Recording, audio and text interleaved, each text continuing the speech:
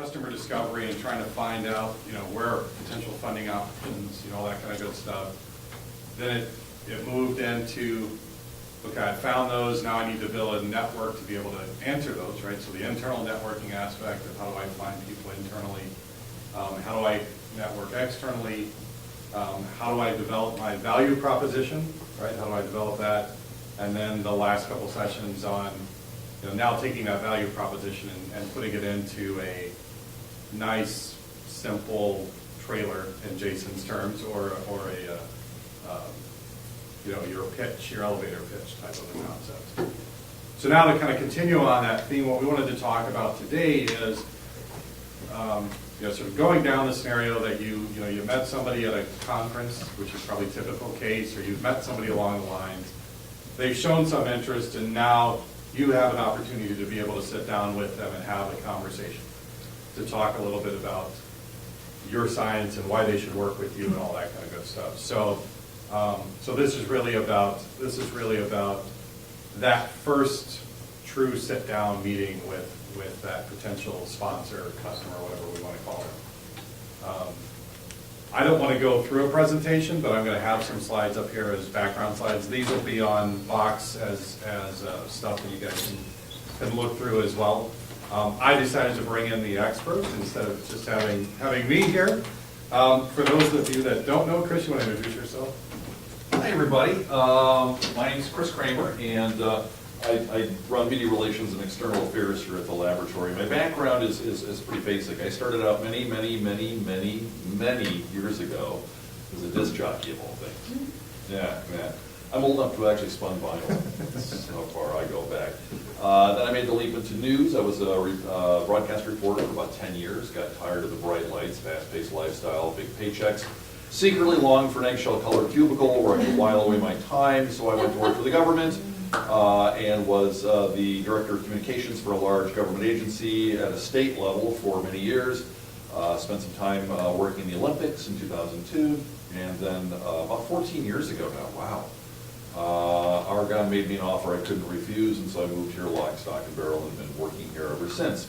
And so that's kind of my background in it. I've always been a big fan of storytelling and communicating with folks. My entire career has always been about connecting and communicating with people, and so I do that here at the lab. I also do some work for the United Nations and some other groups around the world too, so I'm happy to help you in any way that I can. Perfect, thanks.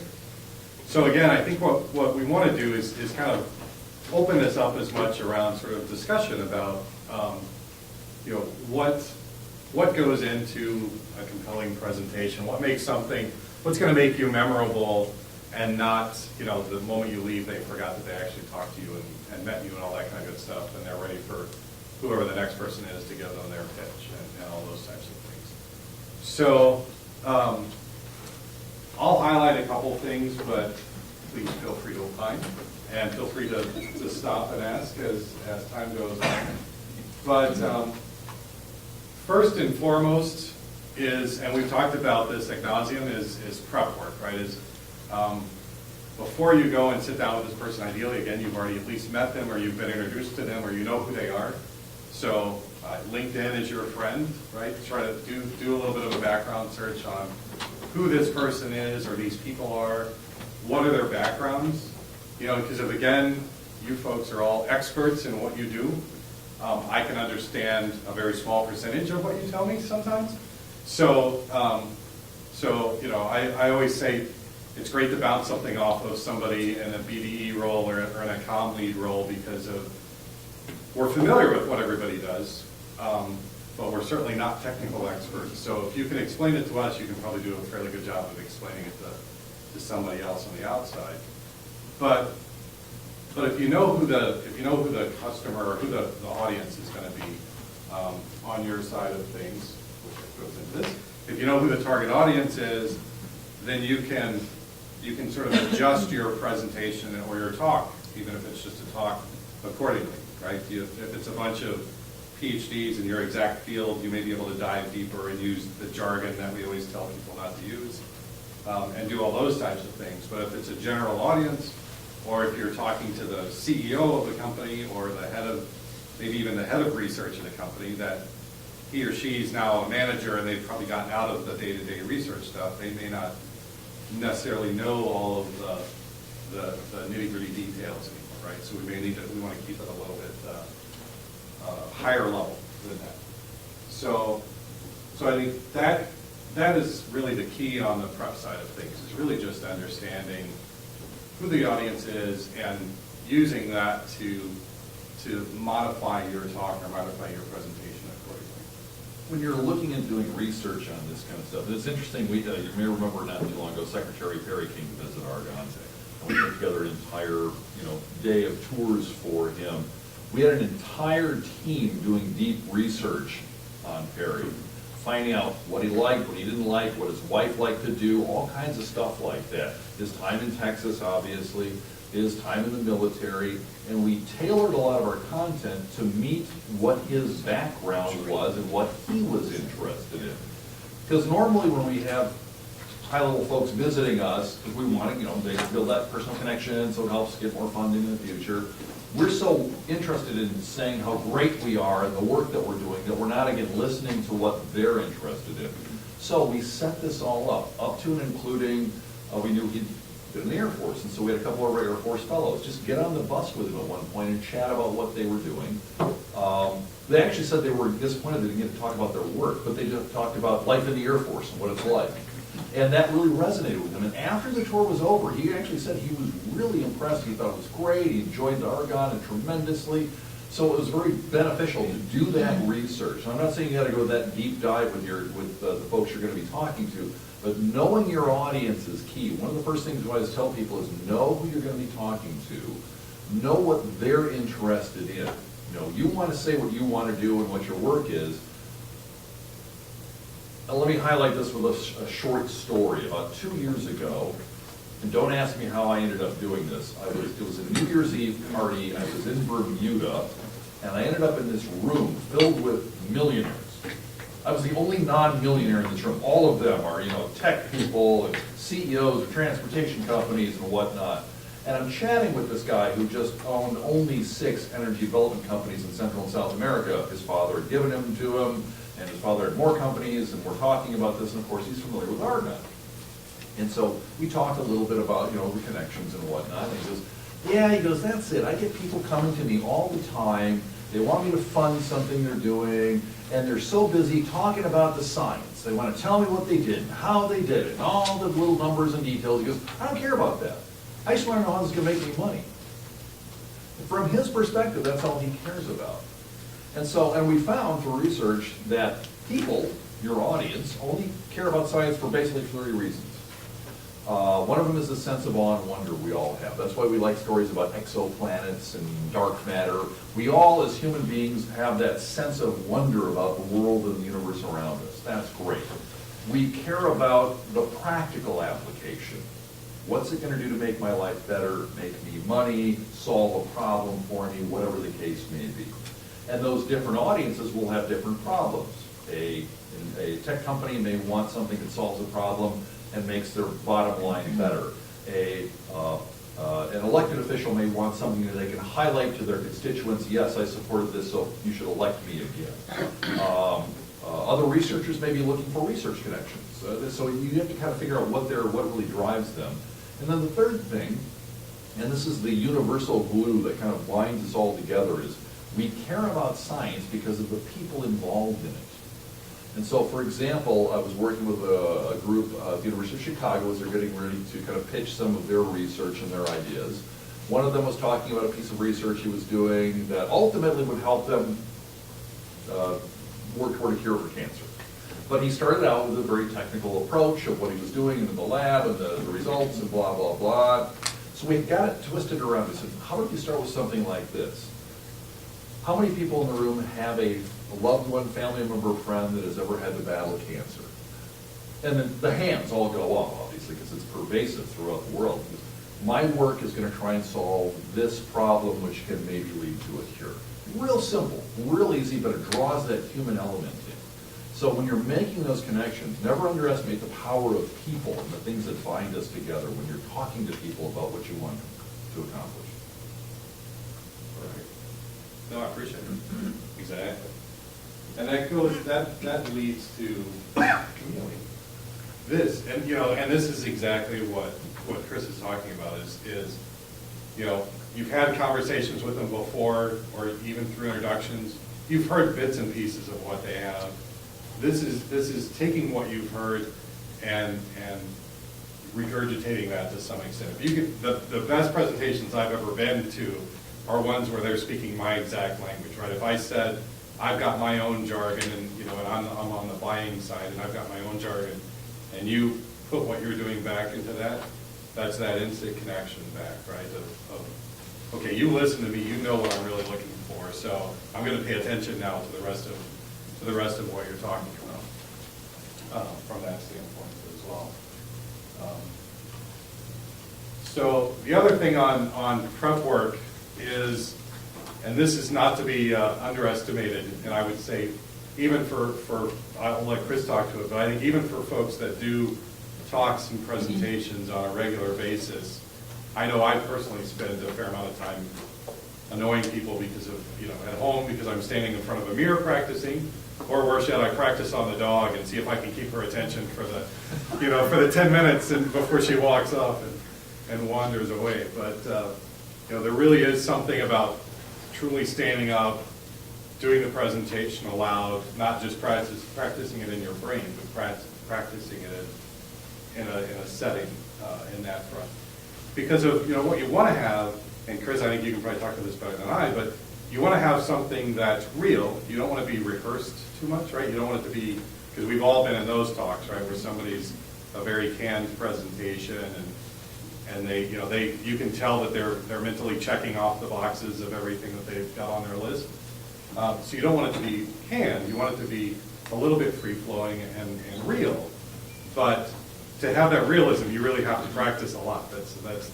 Otherwise, our minds tend to kind of go towards the next step, and now all of a sudden you've forgotten what point I was trying to make. At least I have. Maybe none of you have that issue, but I've had that issue. I'm in the middle of a talk, and I remember what I just said, trying to come back to that. So Practice is incredibly important for any type of presentation, whether you're one-on-one pitching somebody, whether you're standing in front of a large auditorium speaking to a group at a conference or something like that. There is no substitute for practice. There was an interesting bit of research a while ago where they took 3 different groups of people, and they divided them into 3. I think it was like 20 people in each group, and then they had them shoot free throws in a basketball court. And they sent group number 1 home, said, come back in 2 weeks. We don't want to talk to you anymore for a while. Group number 2, they had practice every day for 2 weeks for 20 minutes shooting free throws. Group number 3, they had sit for 20 minutes every day and visualize shooting free throws. And they brought them all back together. Which group do you think did the best in shooting free throws after that time? What? The visualization? Wrong. No. Of course not. Practice. You have to practice. But, interestingly enough, the group that did the visualization came close. And so I was telling people, if you're going to give a presentation, whether it's in a large setting or even a small room like this to people, if you can get into that space ahead of time and visually set yourself up as seeing a successful presentation, the group you're speaking to is responding well, just kind of stand there for a while and visualize success. This will help you to be successful because it also helps you feel more confident.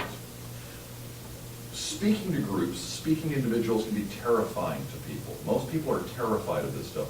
I literally just 2 weeks ago was training some of the new trauma surgeons at UChicago because they may have to go on camera at some point because they always trot the trauma surgeons out when something bad happens, right? These are trauma surgeons. You think these are probably the most confident human beings on the face of the planet, probably just behind like astronauts and stuff. They were terrified of public speaking. I got a buddy of mine, he's an FBI agent downtown. He kicks in doors for a living. He worked security in the Middle East for the State Department and stuff like that. He calls me up one day, he says, Chris, you help people with public speaking, right? I'm like, yeah, what's going on, Dave? He goes, well, I got to give a presentation. I'm thinking he's got to go to the Hoover Building and do some big thing. I go, great, well, first step is, who's the audience? He goes, it's my daughter's 3rd grade class. I'm terrified. Everybody has these fears. It's normal, it's natural, it's uncomfortable to be in front of a group, especially when you're asking for something. embrace it, just take it, it's okay. Visualize being successful, and it will help you to be more successful when you aren't talking about this. And of course, practice, practice, practice. Practice your presentation, practice on the dog. I do the same thing. You know, I travel all over the globe, and I give a lot of speeches, keynote speakers, things like that. Every hotel room has the big giant mirror in it. I will stand with my slide clicker and go through step by step. I may have done that same presentation 20 times. I do it each time because I'm always picking up new things. Another thing that's important in the audience is you need to read your audience. Like right now when I'm speaking to you, I'm taking this all in. Almost all of you are pretty much self-engaged. You're looking at me, you're leaning in. Some of you are kind of doing engaged in this kind of listening skills that I'm picking up on. If you were looking at your phone, if you were disengaged, that's a whole different area. So when you're talking to people, part of that listening is to really pay attention to how they're interacting with you and they're adjusting on the fly, so to speak. They may be highly knowledgeable in what you're talking about already. Sometimes you don't know that. You've done your research, maybe you missed something. You can bring it to that next higher level. They may look bewildered. You've thrown a few acronyms out there they don't know.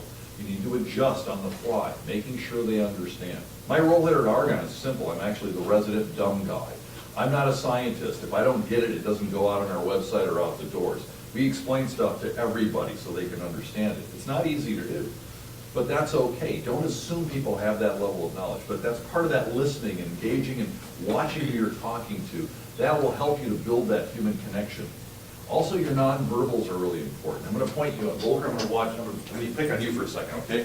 Look at you. This is great. You're relaxed. You're kind of engaged. You got your hands in front of you. You're kind of swinging your chair a little bit back and forth, but you're paying attention to me. You're engaged in what I'm talking about. But if you're doing, like say you're one-on-one, let's say you've got a sponsor and you're trying to give them some information. Again, you're looking, you're engaged, but you're maybe a little skeptical, you're leaning back, I'm not so sure, things like that. But we have these weird things where we mirror other people around us. Mirror neurons help us do this stuff. And so if you're actively looking like you're listening and engaged with the individual, they will do the same thing back to you. So if I were talking to you, I'm sitting and I'm chatting with you, and I'm leaning in, I'm talking in attentively to you. You're going to start mirroring that back. I'm a little close to you right now. I'm talking about personal space bubble, right? And personal space bubbles change all over the world and all over the country. For example, I got a buddy of mine from Boston. Boston people are close talkers. They get in like this, hey, how you doing? What's going on? So, that's not a Boston accent. But in Wyoming, this is a conversation space. Just be aware of it, read people's body language. Obviously, if they're leaning back from you like this, or maybe you're a little too close or need a breath mint, I'm not sure. So, watching that, taking that in, reading the person you're talking to, engaging with active listening skills. And you mentioned earlier, active listening is very important. So when the person is talking to you, you give small signs of acknowledgement, sometimes repeating back statements they're saying, or working the question they may have asked into what you're talking about. Those things help build that relationship and makes that connection. Eye contact is also very important with people. Do you know if you go to a stranger, if I were to sit and stare into your eyes for about 30 seconds, you would feel much more connected to me. Or maybe, but there's a connection there. And that's what this is all about, is connecting with other people. Our science is fabulous, but when you get right down to it, everything we do is for or about people.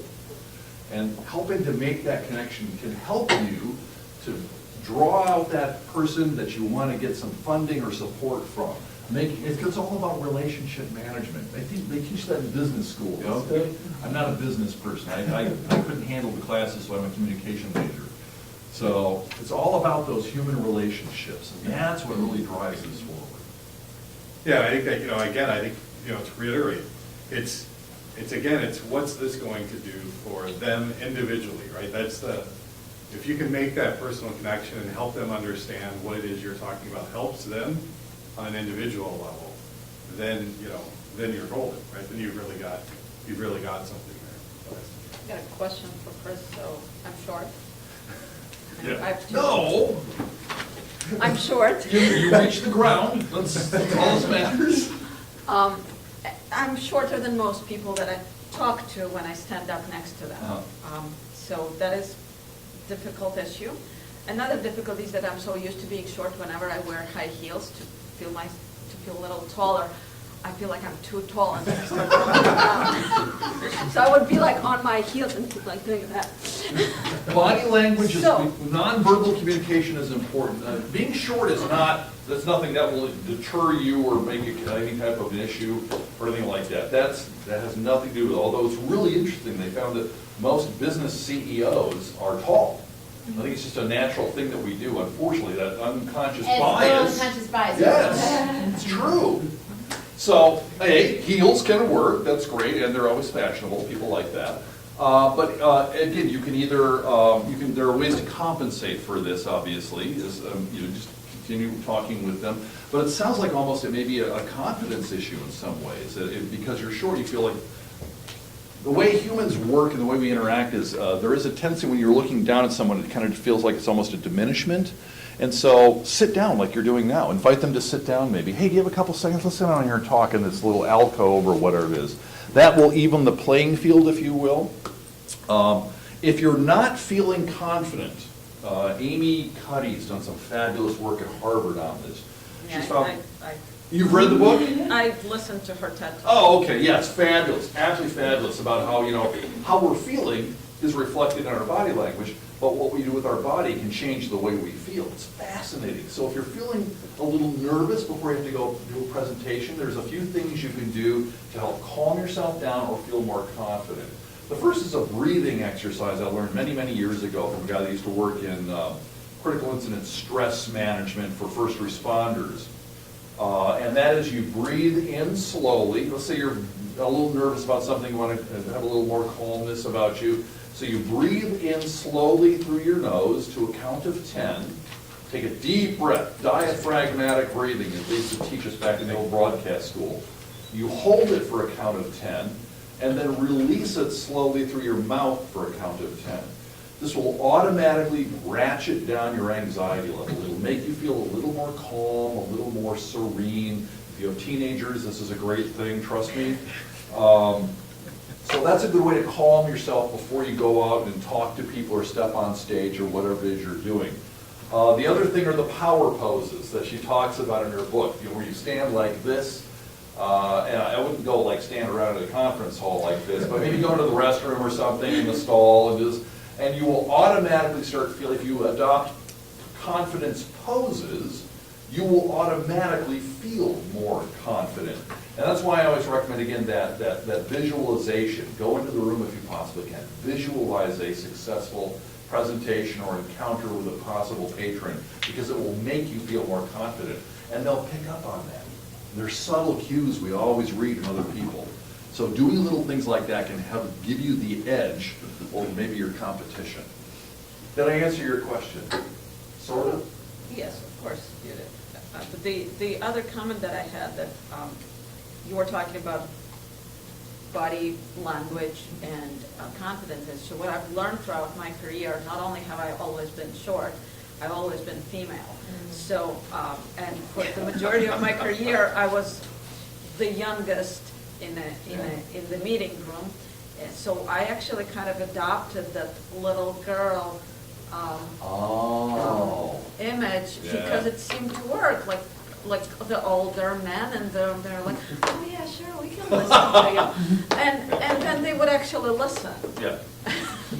Well, that's a very good point. Yeah, it's really interesting because of, I built a number of businesses before I came to Argonne, and one of the businesses, it just so happened to work out that way that I hired a group of salespeople, and because it was a new business and I didn't have any money, I hired, kids right out of school, so, right out of college.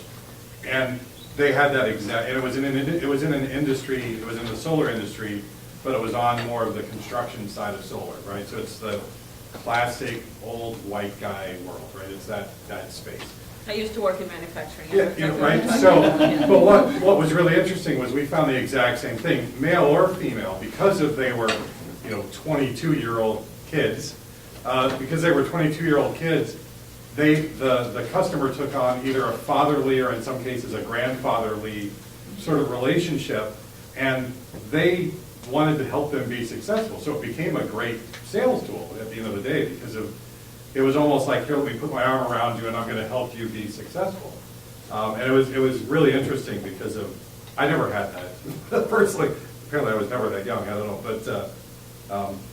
but it was really an interesting dynamic. And it really helped build that. And then what was really interesting is over the course of the years, as now they went from being this young person that didn't really know that much about that industry, now 4 years later, 5 years later, they're recognized as an industry expert and they have all of these great references. And it was really, it was interesting because you could see, to your point, you could see the confidence build as they went through, through their experience over those years as well, from that standpoint. Very cool, interesting. So what have you learned? So Yeah. do you sit down like when you are talking? Does that make you feel, or do you just kind of like, it's okay now, or? So I'll give you an answer that doesn't actually answer your question. That's okay. I You should be in my business. I learned. It's not the first time I'm listening to. I was at an engineering for girls event for prospective college students a few months ago. And the parents, they separated the prospective students from the parents, and they did like a separate panel for the parents. And so we were like, okay, what are you concerned about? They're like, well, my daughter wants to go into engineering. My gosh, right? This is a male-dominated field. How are they? And I was like, I'm the resident engineer in the room. So my answer was, you know what? I embraced that little girl model, and for some significant part of my business communication, I was also the pregnant little girl. Okay, so and you can't hide that. So you can imagine, like the immediately eyes just pass by, you're in an empty spot until you open your mouth and start actually saying something technical. So my solution has been to embrace and kind of like to ride along the way rather than fight it with a gusto, and then eventually people, like in John's case, they were like, oh, okay, let me listen. And like, oh, you actually know what you're Right. talking about. And then, with years, people would come back to me, and this happened at APS as well. Okay, but I haven't been there that long, so I'm not all that young anymore. And people, when they come back, I was like, oh yeah, this is working. And so I can't fight my height. I can't always sit down and. Well, and I think it flow. comes back to the unconscious bias. I mean, that's the reality. Again, going back to my history, I had a few people that worked for me that were young, attractive females, and the assumption is you got the job because you're a young, attractive female, right? Not Or because you're a you- secretary. Yeah, not because you actually know anything, right? So the best, one of the most entertaining things for me as a manager or as a boss was to do like a ride-along with them and sit there and stew. They're used to it, so they're used to dealing with this. Sit there and try not to kill somebody because of the way they talk to this person. But the moment she would open her mouth, they would do this, huh? Like, you actually, huh? You mean you, huh? It was dumbfounding. But it was great, and it was, and it was almost instantaneous. From that moment on, they had them, sort of hook, line, and sinker, because of this assumption was always, well, she's the pretty face in the room, or even I had a couple of young guys that were also, he's the pretty face in the room, and they're there because of that reason, and all you have to do is prove it once. Another important point in all of this too is, we talk a lot about presentations and maybe slides and things like that. We like to focus on the slides because it's a thing. One of the most important things to always remember is you are the presentation.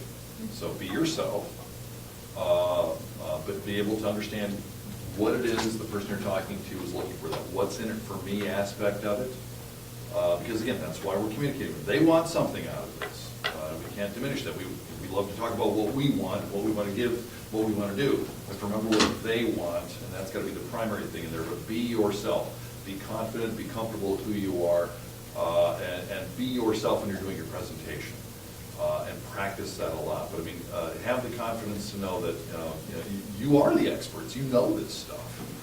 And whether somebody judges you initially as to maybe not being as credible or whatnot, that'll go away as soon as you start talking to them about that. And- Or and hopefully it will. Another comment back to your question, that actually that kind of embracing my deficiencies has helped me become a better listener. Yeah. Because, like, well, I don't know nothing, right? That's what you assume. So, yeah, I'll just listen and maybe I'll hear something important. And with time, I just learned to ask better questions Sure. so that I can listen a A little very bit more wise man attentively. once told me, I never learned anything when I was talking. And so that always stuck with me. And so again, by listening a lot, by hearing what they're saying, you get a better sense of maybe how to turn that around then, or let them know what they're looking for, so they want to connect with you and work with you. Yes? On a related note, so I'm hearing impaired, I have trouble like physically speaking sometimes, and I have a really high-pitched voice.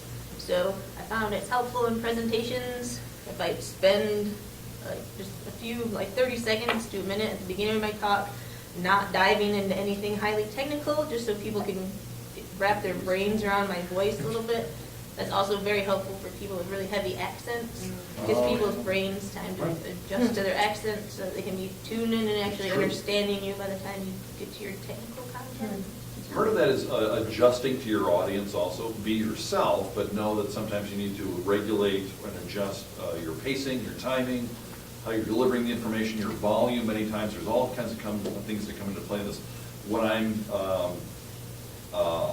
I'm traveling internationally, I have to slow myself down and speak more clearly, because sometimes there are people, again, English is maybe not even a secondary language, it's a tertiary language, or there's an interpreter that's listening to what I'm saying and then interpreting it to the people that are in the room.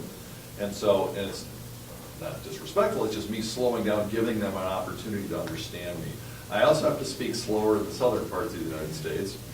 I was told one time, y'all talk fast.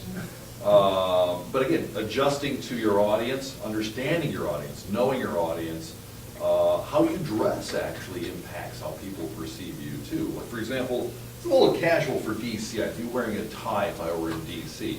But if I'm talking to a group of ranchers in Nevada, I'll be wearing kind of like what you've got on, a pair of jeans, a sport coat, maybe some cowboy Yeah, I was gonna boots. say, I'd have to look Yeah. something. Because these things do matter, and there's kind of an old adage where you kind of mirror your audience. I was speaking in Hawaii, made the mistake of wearing a tie one time, they just about threw me off the island.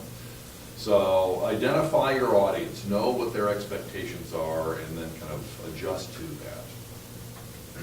I think another thing too that I've learned, and as much as I hate to admit it, but when you do, knowing your audience research, sometimes you, although you're the expert and you're owning that project, may not be the right person to deliver the message. Very true. You have to be humble enough to say, I really want to do this, but hey, there's somebody else on the team that will connect with this person better Very as much well. so. There may be a better, for one reason or other, maybe they have a shared background, same university, something that connects them. Yeah, and I think I learned that lesson being a female too. I was in the military dealing with male German officers, and he would straight up not take the information from me because of the cultural differences.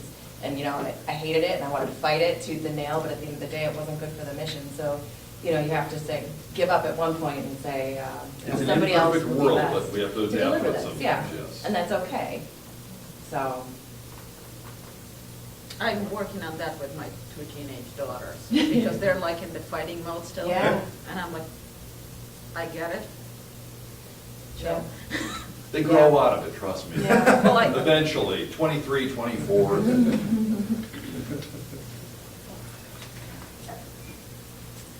Great. Yes, again, I think, confidence is, because they can tell, right? You can tell if you're in the room, if you're confident, or the audience can tell that you're nervous in what you're doing because of your fidgeting or shaking or something along those lines. So, and again, I think the more you practice and the more you know what you're talking about, the better you're going to be from a confidence standpoint. These are just a couple slides I just wanted to show. I've talked to a number of researchers here and folks that have had success in developing programs and developing good-sized projects. And universally, they've all told me the same thing. in one flavor or the other. They said, you know, when I started out, I would go do a presentation to everybody, whether it was a program manager or an industry partner, and I would have my 40-slide deck, and it would have every detail known to man, and it would tell you 20 different ways of why Argonne and me personally are the smartest people in the world, and you have to do business with us, or else you're just an idiot, right? So that was, and everybody did that the first couple times, and they wondered why I don't get any projects. It just isn't working at all. And they all came back after failing a number of times and said, I've come to the conclusion that I should be able to do an entire talk with maybe 5 or 6 slides, right? No matter how detailed the science is and all that kind of good stuff, there's really a handful of things that people care about. This is a very simplified version, but so kind of take it for what it is, right? So first and foremost, it's their problem that you're there to talk about. It's not the cool stuff that you're doing, right? So it's looking and understanding what's the big picture, what's the big problem that they have, and how what we're doing, what you're doing is going to solve their problem for them, whatever that problem may be, right? Then, so first you start that sets the context, and then, and then there's the skeptical, I don't believe you, so let's show them a little bit of how am I going to do that? I'm going to do that because we have some world-class tools, we've got the greatest scientists, I'm teaming with a university, I'm doing this, I'm doing that, right? All of that kind of stuff goes into it. And then, I'm from the St. Louis area, so the whole show me state aspect. So there's the whole, I don't know that I necessarily trust you. This is the first time we've really chatted. Can you prove it to me? I'm a huge fan of case studies and testimonials and things like that. So I was never this good. I never had it down to sort of the 5 or 6 slides, but I used to have a slide deck that was probably 10 slides of stuff that I used every time I would talk to somebody in one variation. You tend to modify those for the audience, but I would have 10 or 15 case studies at the back of it that, depending on who the audience is, I'm going to try to have a case study that speaks to their particular world, right? Their particular interest, and be able to bring those in and out. So examples of how you've helped somebody using this science, case studies, testimonials, hearing, I've even had some, and I've had folks here that have done stuff where they have a quote from somebody that says, hey, they did this for me, it changed everything and made everything better.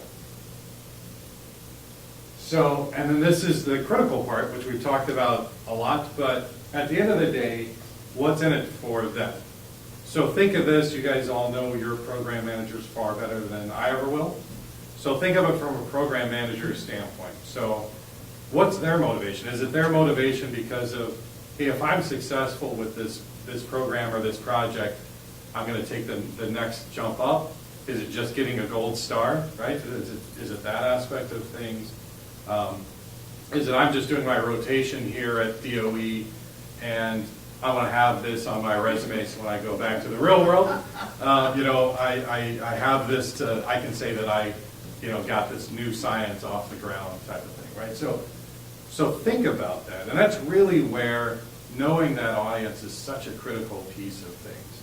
And I think especially for you folks with like your program managers and stuff like that, I've talked to a number of folks, in the perfect world, you know what gum they chew, right? I mean, you need them, you know them that much because it leads to all sorts of other things, right? It leads to them letting you know of opportunities before there are opportunities and stuff as well. And that's the other part about this is, success breeds success, right? So if you've done this, if you've done a project with them, you've done it successfully, you've gotten it on time, on budget, or better yet, early and under budget, they're going to look to you the next time, right? So that's the other aspect of things along those lines as well. And then always ask about what are we doing next? What are the next steps? I love this cartoon. I used to use this a lot because of it's very true. And I worked with a number of people that were really great personable people. They would go in and they would talk about something, and they would be like, thanks so much for the time, and leave, and nothing comes out of it, right? Because if there's no conclusion. One of the things that, if in a perfect world, I always recommend is if you're doing, let's say you're going to a customer or a program manager, in a perfect world, there would be two of you. One of you that's actually actively talking, and the other one that's the active listener, that's sitting there taking notes throughout the whole thing. Because to Chris's point, it's very difficult to talk and listen at the same time and really be able to sort of, and sometimes it becomes jarring if I'm talking and I'm also sitting there taking notes of what we're doing, right? The benefit of having somebody else there is at this step is you kind of sit down and you say, these are the 4 things that we heard. Are we correct? Are we right on that path? And this is what we think makes sense to do for the next step, to get everybody's buy-in before you leave, right? Because of most of again, this is our first meeting with this person or this organization. So the ultimate goal is to have a second meeting, right? At the end of the day, that's going to be the answer. Very seldom in your first meeting is somebody going to whip out a checkbook and just start writing a big check for you. I've had that happen once in my life, and I turned and ran away because it was scary to me that they were really going to write a check. So the ultimate goal is that you have a reason to get together again, and it's maybe we're going to bring in other people, we're going to bring in higher people in the organization, we're going to do a deeper dive. Maybe the next conversation's more technical, right? This one was we've given them the 30,000 foot view, and now we want to get down to the a little bit closer, maybe not all the way into the weeds, but a little bit closer in that front. Some of the stuff that John's talking about, we call them framing tools in my line of work. It's a way of setting the context around something to make it easily understood by folks. There are a couple of framing tools that I've used for a long time over the years. One of them is simply what we call a message triangle. It's a really kind of a quick way to hang the information you want to give to somebody. It's what is it? What's the issue we're talking about? What are we doing in that space to solve that problem? And how can this solve that problem for this individual or whatnot? So it's kind of a 3-prong approach to that pretty simple way of doing things. There's another one called the message box. These are really complicated titles, by the way, triangle or box. And that is, we've got an issue. So what's the central issue we're talking about here? Another aspect is we've got an issue. What are the problems associated with that issue?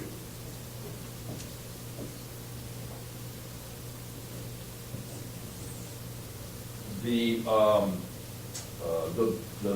possible solution here. Now you're getting into how we can help them. It's the solution side of it.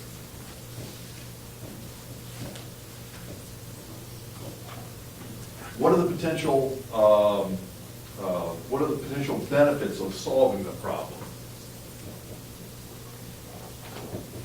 This is not so much a box anymore, is it? And then the most important aspect is the so what.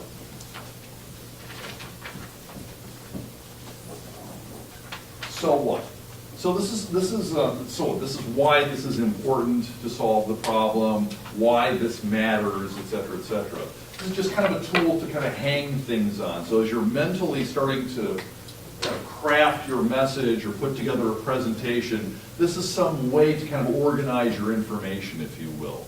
So what's the issue, the problem surrounding the issue, potential solutions, benefits of solving those problems, and then that so what factor, why should we even care about this kind of thing? Just something to kind of help you as you're putting information together, a way to organize it, if you will. I found this is actually pretty effective in a lot of different areas, from making a speech, making a presentation, making a pitch, writing a paper, you name it.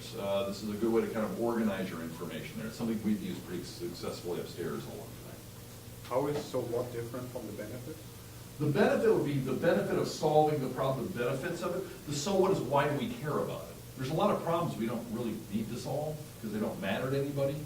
This is, kind of the why is this important to people? Maybe it's why is it important to that individual group or that individual? Did I answer your question? Yeah, I think they're related, right? I think the benefit's related to the so what, but the benefit is, this is the benefit of the solution that we have. And the so what is, what does that mean to me individually or me as the organization, right? Because you could have a general benefit that, you know, the general benefit may be that it's 20% lighter, right? Okay, you know, in the grand scheme of things, it may go into something that weighs 1,000 pounds, so it's 10% lighter, doesn't really matter in the grand scheme of things, so. Could be, you know, we've got an issue where the battery won't allow the car to go past 200-mile charge range. Solution is this new anode material will do this. The benefit is now the battery will hold larger charge, making it go this much further. The so what then is, well, customers will now buy this car because it will go this much further. Better example. I have this slide on here, and I didn't do it on purpose, but I have it on here to use as a what not to do. Don't, and I've done this obviously, don't have a slide that says questions with question marks or just a thank you or something like that. We'll see if you agree with this. I'm a big fan of having your closing slide basically be a big Argonne logo and your name and contact information. You're still going to ask, again, the slides is just there, you're the presentation, right? So you're still going to ask for questions or final comments or stuff, but it's sort of this nice subtle reminder in the background that, oh, that's right, it's John Harvey from Argonne, and this is how I can get a hold of him if I want to, type of thing. Possibly. The answer to this is, this is the same answer to all of life's great questions, by the way. It depends. Yes, exactly. Which brings me to an important point that a lot of times when you're especially pitching or trying to get information, we've done these like big idea summits and things like that. The people laying out a competition or they wanting you to give them information or whatnot will have, in essence, rules on how they want this presented. Follow the rules. Whatever they tell you the rules are, do it. If they say you must have 10 slides, give them 10 slides. If they say it must be in X amount of time, make sure you're making that mark. Whatever they're telling you, make sure you follow those rules. Otherwise, you're automatically just out the door. People will they will completely lose sight of what might be the greatest scientific solution to their problem ever because you're not following their one rule. You're missing a slide or something like that, or you have one extra from what they told you. Follow the rules. So a lot of times I will put a question slide in there because it says, you must build time into this for questions. And so I'll do it then, but otherwise, yes, you don't need to do that. I think a call to action is a much more powerful way of doing that. Like, you know, contact us for more information, or we can solve your problem for you, or I can do this to make your business more successful. Let's talk more about it. Right. Great. Any questions so far? I wanted to just do a quick. This is a quick good, better, best example of presentation on a particular slide. So it's going to be basically the same information, but done in 3 different ways. And also at the end, it's also a really great advertisement for creative services, which I highly encourage people to engage with. They've made my life much easier from time to time. So Ralph Muehlheisen, who everybody met, he was on our panel, I think at the very first session, allowed me to use this, so I'm not stealing this from him. So this is Ralph talking about, stuff, right? I worked with Ralph on a fairly broad program topic of urban science and engineering. So it's sort of basically could almost cover just about everything we do here at Argonne, right, in the grand scheme of things. And the reason I say this is a good example is it could be a heck of a lot worse, right? We've all seen the ones that I don't know that I'd be able to read from here, and certainly you wouldn't be able to read from back there because of it's an 8-point type or a 4-point type. Here's a quick tip for you. If you were doing your own slides, because we do them on a computer in front of us, Right. look at the screen, because we're this far from the screen, then step back about 20 feet. turn the screen around on your desk or whatnot, and then step back 20 feet. If you can't read that slide from 20 feet away, it's not good, the text is too small. A good way just kind of, because you never know where you're gonna be or how the presentation might be sometimes. So when you're putting it together on your computer, turn that monitor around, step back about 20 feet. And especially if, you know, for old folks like me, you don't have good eyesight, if you can't read it from 20 feet away, it's probably not big enough. Good point, very good. So, like I said, this is why at least I gave this a good, right? This is better than, or the table that's ridiculously small, or you've got you've got 22 different messages on the same slide, all those types of things. At least it's somewhat organized. So, you know, that was sort of my original feedback to Ralph, and Ralph's a pretty creative guy. So he came up and came up with this, which is better, right? It's got pictures. It's one of those things that different people are drawn to different things, right? Some people are drawn to the pictures or the icons. Some people are drawn to these little boxes that have, you know, sort of the little call outs and all that kind of good stuff. It's still not great, right? It's still too busy. One of the things that I told him, you know, my feedback to him was, you know, outside of Argonne, does anybody really care that you're the building guy and Gunther's the grid guy? You know, do you really need the name? You know, does that stuff really matter in the grand scheme of things? Having everybody's names and stuff associated with it. But my opinion, I don't know if you guys agree, my opinion, this is better than the last one. It's definitely a little more visually appealing than the last one, and it's something that I'm gonna look at a little bit more and draw me in a little bit more than the last one. And then here's what we ended up with, right? And again, this is the plug for Creative Services. This is what they were able to help do in helping us with this, right? So now I've got icons that are pretty easy to understand. So if I am in the very back of the room and maybe I can't read all the words, at least I can understand from those icons that these are the things that they're talking about. And I can understand, okay, the big message that they're trying to get across here is that they're doing sensors and data and resilient design and all this type of stuff. So, and subtly, there happens to be a city in the background, right? So it also ties it back into an urban environment, right? So it's all sort of there tied together. So I highly encourage when you're doing talks, again, whether it's a one-on-one, if you're going to have a presentation, whether it's a one-on-one or in a big group setting, to think about the slides, try to look at, you know, pictures are better than words, those types of things. And I found this on, I found this somewhere along the way that, which I thought was kind of a clever way of looking at it, that a video is worth 1.8 million words.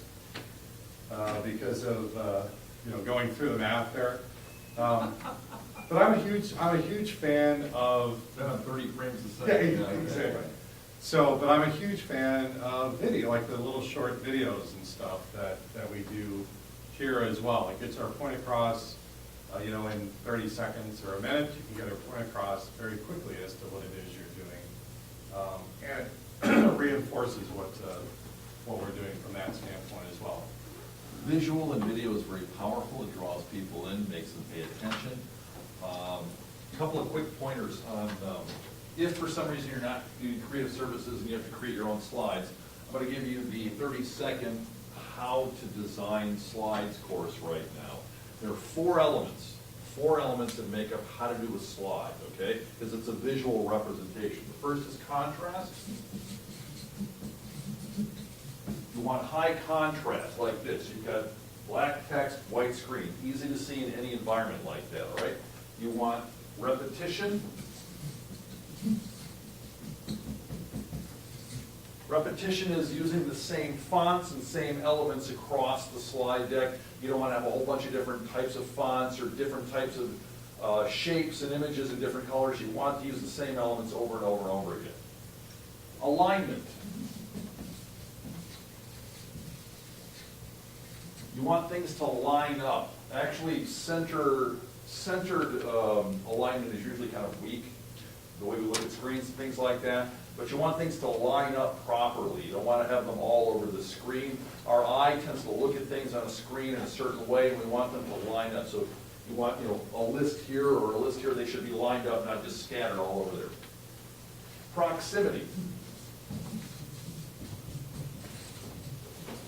That means grouping like things together. So if you've got lists or specific things that are going to go together, it's like the old Sesame Street, one of these things is not like the other. Put like things together so that people can find them easily on the slide. And I will point out the acronym for this, in case you're wondering. It's an easy way to remember it. These are the elements that make up good slide design. So if you've got to do something on your own quickly and you can't use creative services, contrast, repetition, alignment, proximity. Those will help you make good slides that are easy to see and easy for people to digest. Also, when we look at the screen, if you look at some of the old Jacob Nielsen research, we look at a screen that we look at a page on a book or something like that. Our eyes start up here. We go across. We come back, we go down, we come back again, we go over here, and then we come back again.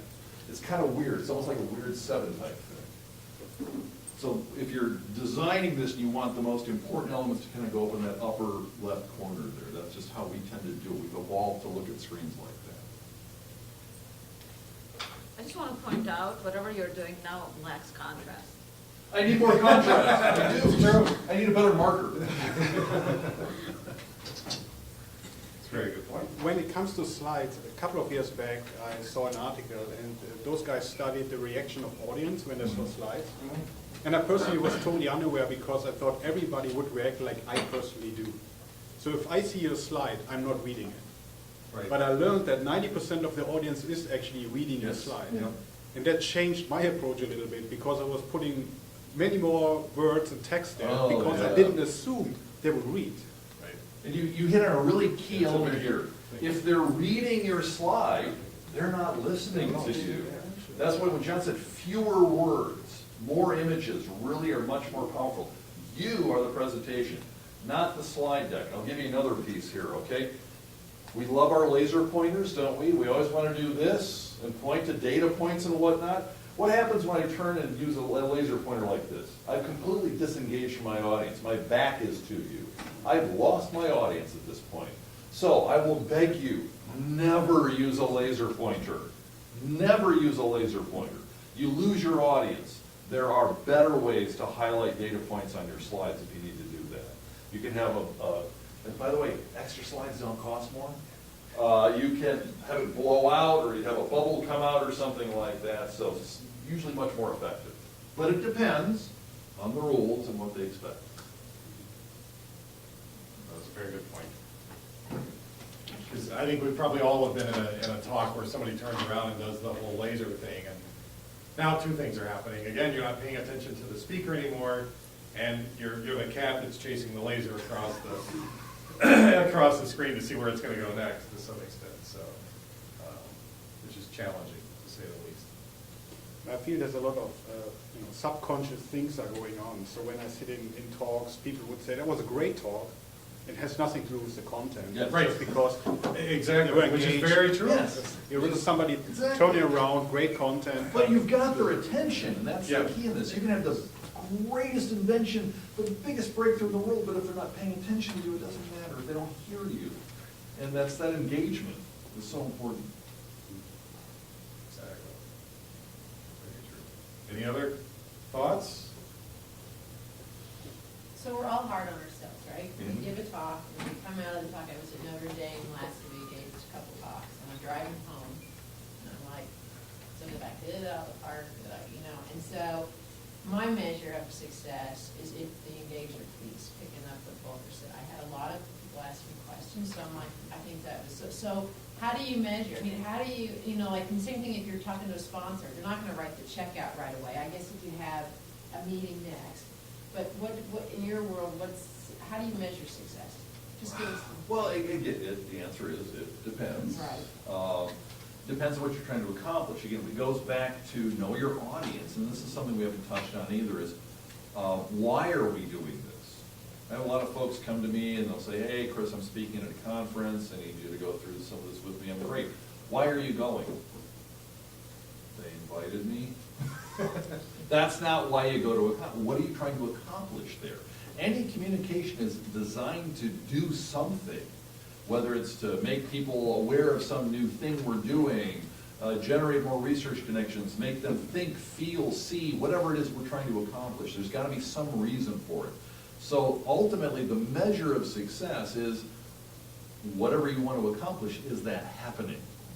Are we getting people to come do more business with Argonne? That's a success. We actually measure that now. We weren't doing that before with, you know, feature stories, with press releases we put out there, or pitching stories to trade publications about our work and some of the advancements we're doing. Are those translating into dollars for Argonne? We never did that before. This is new stuff for us. So we're starting to look at is this successful or not? For you, it depends. What are you trying to accomplish when you're giving that? If you're trying to get somebody to fund your research, the ultimate indicator of success is, are they giving you money? Are they asking questions again at the end of the conference if you're just trying to relay information and make people aware of an issue? Are they engaged? Are they listening? Part of that is that checking in with the audience as you're talking to them. If it's a larger group, for example, are they paying attention? Or are they in their phones doing this through your entire speech? That's a problem. They're not engaged at that point. By the way, the 2 o'clock in the afternoon slot at any conference, avoid it if you possibly can, because that's after lunch. People are tired. They're going to be nodding off. Just assume, okay? So, they had turkey, you know, they're rolling over. So, the answer to the question is, how do you gauge success? Depends on what you're trying to accomplish with this. But if people are actively engaged, if they're listening to what you're saying, that's one of the reasons, especially for larger groups, I don't stand by a lectern. I put on the earpiece and I wander.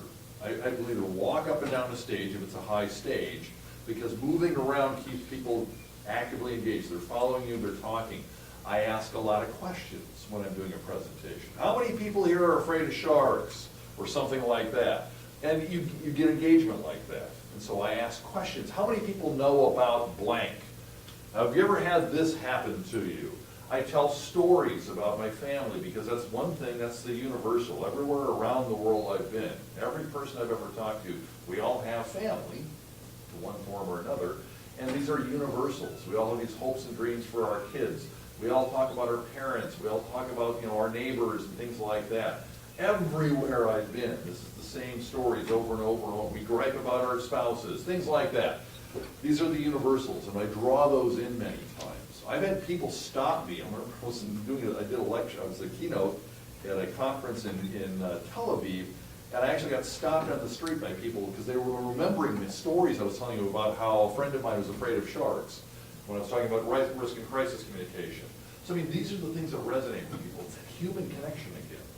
But ultimately, again, are they engaged? Are they listening? Are they asking questions? Are they giving you the feedback that you're looking for? Are they signing on the bottom line? Are they interested in your research and emailing you for more information? Whatever it is you want to accomplish in what you're trying to speak to somebody about, if that's happening, that's your measure of success right there. And again, we're always adjusting on the fly. Every time I do a presentation, I find out more about my audience wherever I can, and then I will adjust to meet those needs of what's in it for them, what are they looking for, are they getting something out of it, and am I helping them, ultimately, is what this is, to either do something, say something, solve a problem, et cetera, et cetera.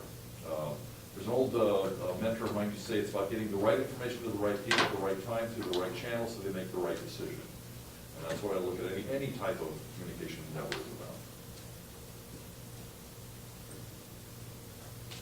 Any other questions, comments, queries? So how many in the room here have done a presentation? I would assume everybody.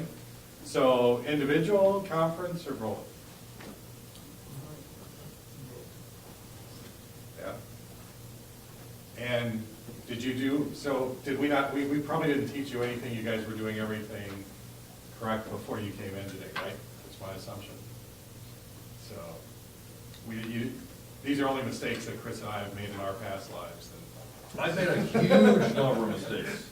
The worst was my fly was down one time when I was on stage. I didn't know. It was really embarrassing. Check yourself, you know. Yes. Things like that. But, you know, I have had decks crash on me. And they don't work, and I know there's a connector that doesn't work or something like that. So I always say that's why you are the presentation. You should be able to give your presentation without the slides. You should be able to do that. I use them more as reminders. Also, I feel the urge sometimes to try and get as much information in as possible.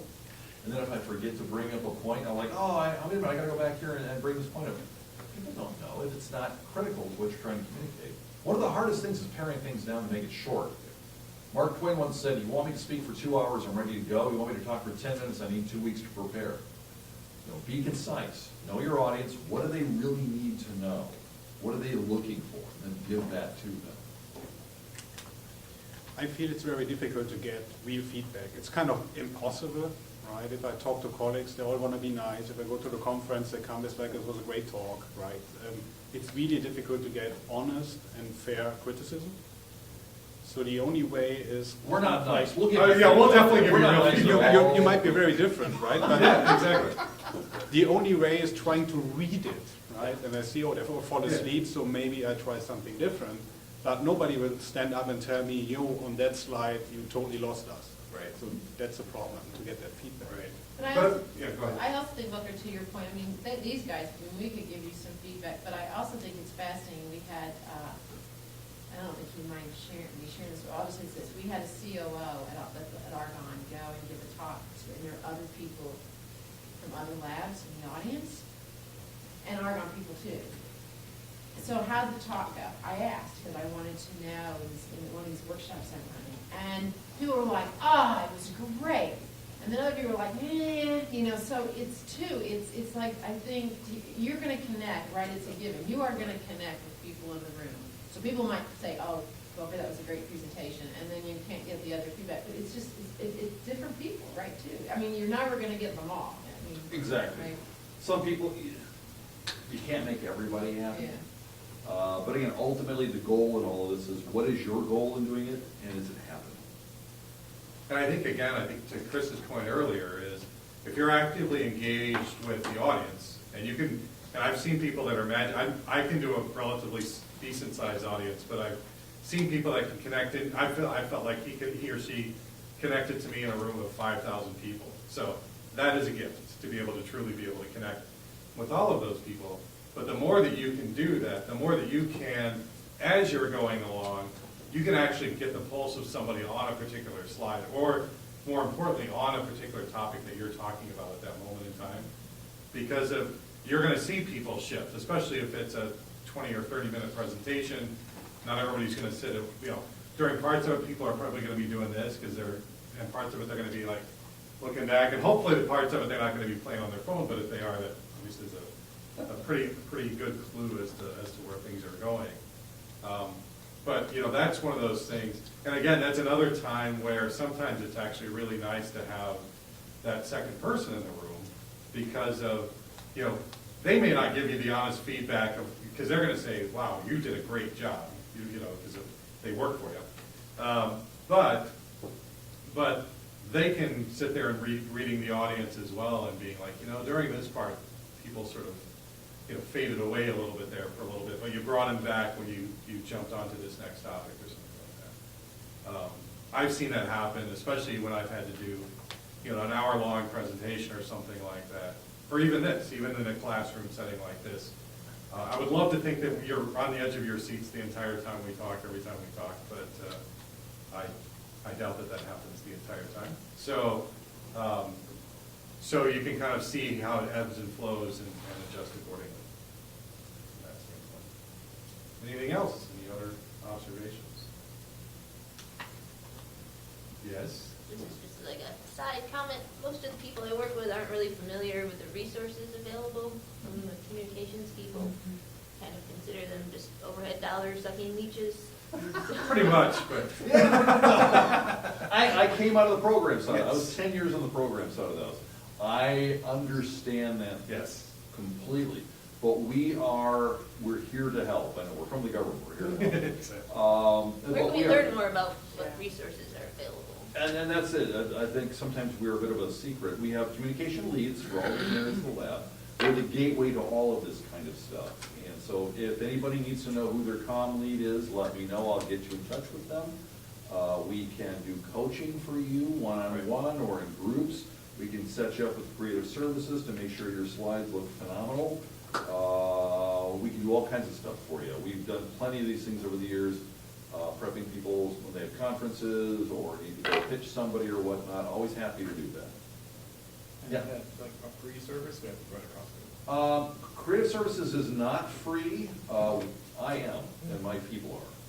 And what about you, John? You would help. Oh, yeah, definitely. John's, So, and I have a sheet, we have a fact sheet that we put together after the program development symposium that we did back in December, I think when that was, that I think talks to, not as much detail, but it talks to, here are some contacts to know more about on the business development side, on the comm side, that have folks that you can use at least as an entree into that. But yeah, I mean, that's one of the, I think, mission support, what Chris and I do, you don't have to pay for. We are overhead. We're the leeches that are the overhead. Creative services, because of what they do and the instruments that they do to make the magic that they do, there is a cost for those. But depending on the talk, it's well worth it in my experience. Worth it quite a bit. well, I'll tell you, I just used them last week when I went, and I gave them the slides. I worked on them over the weekend. Brought them in on Monday. They just cleaned it up. I took my words and cleaned it up in like 4 or 5 hours, and then I was off with them on Tuesday. So, and again, they look so polished. I mean, it was sort of like you're going from your good to best. Right. They just put it in color and contrast, and so, I mean, how much can that cost? So, if, again, you're not asking to work on it for a week, but 3 or 4 hours just to give it a facelift, I guess. Yeah, they're Do they really do good. papers as well? What's that? I'm assuming they do publications as well? We have a group, business technical Yeah. communication group. They are a cost recovery, so there's a cost associated with that. But if there is some way you can tie this to an external communication need, I can cover the cost for it. We should Okay, I'd bring, like we to should sign bring up, yeah. that in. Maybe the Yeah. next one, we will put this in a piece of paper Yeah. for you, I think. Because I came from research as well, and I used to always have my papers go what we call the level 1 plus edit, to go through and just do the editing before I submitted it to a journal or whatever. So- And the bonus is especially, well, you need to put your paper in Panda, of course, and once it's in there, there may be opportunities to promote it beyond what you thought. We're finding stuff in there all the time, so we contact the researcher and say, would you be okay with us doing a press release on this or a feature story about your work? And we regularly get feedback saying, thank you, I didn't know that so many people would be interested in what I'm doing in this space. And it turns into, again, more research dollars, more research connections, things like that. And that's something that I can speak to. I work pretty closely with Alex, who was here at the beginning. And, we've gotten a pretty good routine down of saying, hey, this seems like it's a really interesting piece of science that could have, impact on society in whatever way that may be. And to sit together with the communications group and, a writer and actually put together an article, actively market that article to, a key trade publication in whatever industry that we're targeting. And those have really generated some great feedback, and we've gotten some great leads, and we've actually been able to, tie dollars back to that they've. And our they've friends, turned that and our into. friends in the Forestall building love this Yes. stuff too. They like to see us talking about the work that they fund especially. And as my counterparts in DOE like to say, they only care about 900 people. That's their total audience, the people up on the hill that fund what they do. And have connections to that. That's their audience. But if we're telling stories that's important to them, more money coming in. Yeah, and one thing, just to add on that, I guess, as well, one thing that my first year here, I was too stupid to realize that apparently, but eventually it dawned on me that now in doing these articles, not only is it a great article and we get, you know, a quote from you as the researcher that's doing this groundbreaking work, but if I can get a quote from your program manager that at DOE, that's you know, the person that's funding the work that you're doing, and talks about that, now we're in it So you get together. a press release, Yeah. and that shows up in some news outlet, Yeah. and they get all the love on them, so it builds those relationships. Exactly, so, great tools.